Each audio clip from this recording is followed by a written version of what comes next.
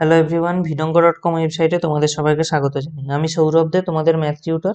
এখানে দেখো যে প্রশ্নটি দেওয়া আছে, বলা হচ্ছে তিনটি ক্রমিক সমানুপাতি সংখ্যা দিয়ে কটি ক্রমিক সমানুপাত গঠন করা যাবে।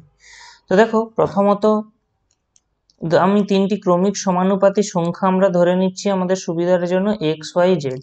তিনটা ক্রমিক সমানুপাতি সংখ্যা, তো এক্স ওয়াই জেড দিয়ে তো একটা সমানুপাত গঠন করা যাচ্ছে, অর্থাৎ X is to Y equal to Y is to Z. ঠিক আছে, এটা তো আমাদের একটা সমানুপাত আমরা গঠন করতে পারলাম। এবারে আমাদেরকে বলা হচ্ছে আমরা কি আর কোনো সমানুপাত গঠন করতে পারবো, তো সেটা দেখি। X by Y equal to আমাদের ওয়াই বাই জেড ছিল, তো আমরা একটা কাজ করি, আমরা কোনাগুনি গুণ করে দিই। কোনাগুনি গুণ ঠিক না, মানে উভয় পার্শ্বের লবকে হরে এবং হরকে লবে নিয়ে যাই। এটা আমরা সমান চিহ্নের উভয় পার্শ্বে করতে পারি।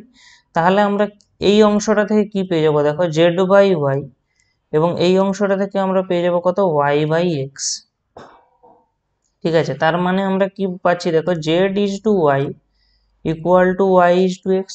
তাহলে দেখো এটাও তো একটা সমানুপাত গঠন হলো, তাই না? তার মানে কি, জেড ওয়াই এক্স এরাও ক্রমিক সমানুপাতি হবে।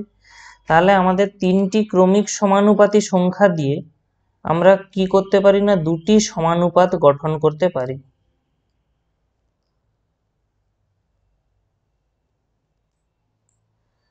এটা হলো একটা সমানুপাত এবং এখানে এই অংশটা হলো আরেকটা সমানুপাত।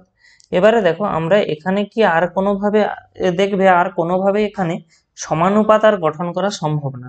তো সেই কারণে এই কোশ্চেনের অ্যান্সার হবে এই দুটি। ভিডঙ্গ.com ওয়েবসাইটে ম্যাথ দেখার জন্য অসংখ্য ধন্যবাদ জানাই। এরকমই নানা প্রশ্ন তাদের সমাধানের জন্য আমাদের ওয়েবসাইটটি ভিজিট করো।